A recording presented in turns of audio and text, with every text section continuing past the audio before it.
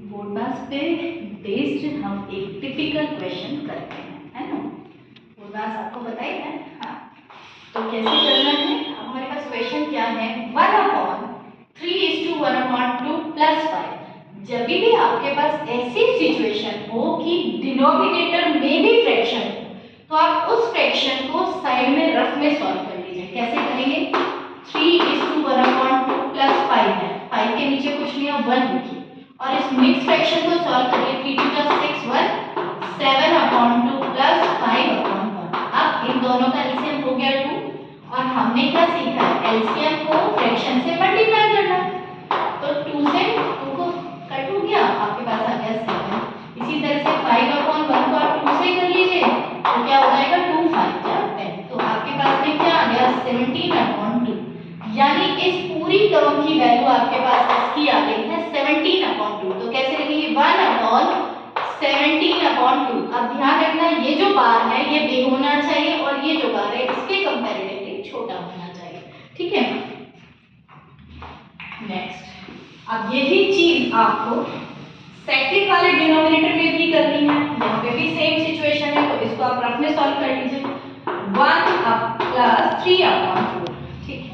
तो यहाँ पे आप 4 एलसीएम ले लीजिए। तो आपने 1/1 को 4 से मल्टीप्लाई किया तो आपका आ गया 4 + 3/4 को आपने 4 से मल्टीप्लाई किया, ये कैंसिल हो गया तो मिला 3। तो आपके पास में क्या आ गया, 7/4, ठीक है। अब तो 2/7/4। अब इसका मतलब क्या है कि 1 में 17/2 का आप डिवाइड कर रहे हो, तो हम क्या करेंगे, जैसे हमने पहले सीखा था 1, अब ये डिवाइड में है, इसका मतलब क्या है, 1 डिवाइड 17/2, ठीक है। प्लस इसी तरह से ये क्या है, 2 डिवाइड बाय 7/4। व्हाट इट, अब हमने जो मेथड सीखा है कि डिवाइड का आप कर दीजिए मल्टीप्लाई, ठीक है, मल्टीप्लाई हो गया और जो आपकी बाद वाला फ्रैक्शन है उसको आप कर दीजिए रेसिप्रोकल। तो क्या हो गया, ये 2/17 उल्टा हो गया, प्लस ये है आपका 2 डिवाइड तो हो गया मल्टीप्लाई और ये हो गया आपका 4/7, ठीक है ना। अब 2 × 1 = 2, इसके नीचे कुछ नहीं है, 1 लिख लीजिए। 2 × 1 = 2/17 प्लस ये हो गया आपके पास 8/7, ठीक है।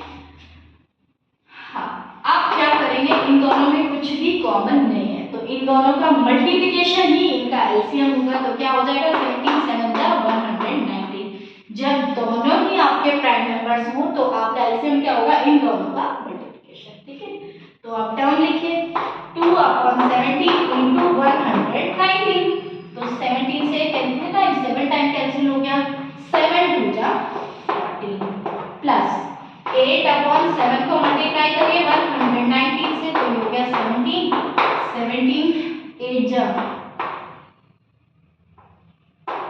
146, ठीक है। 78, ठीक है, 146। ना अब इन दोनों का टोटल कर लीजिए आप, 150/119। अब अगर आपका क्वेश्चन मिक्स फ्रैक्शन में है तो answer will also in mixed fraction. तो आप इसको मिक्स फ्रैक्शन में कैसे चेंज करेंगे, 150 में आपने 119 का डिवाइड किया, 1 टाइम में आप सबट्रैक्ट कर लीजिए, 41 आपके पास बच गया। तो क्या हो गया, 1 रिमाइंडर ऊपर और डिवाइजर आपका फिर से डिनोमिनेटर में कन्वर्ट हो जाएगा। तो आपका इस इतनी बिग टर्म का आंसर सिंपल सा ये है, समझ में आ गया।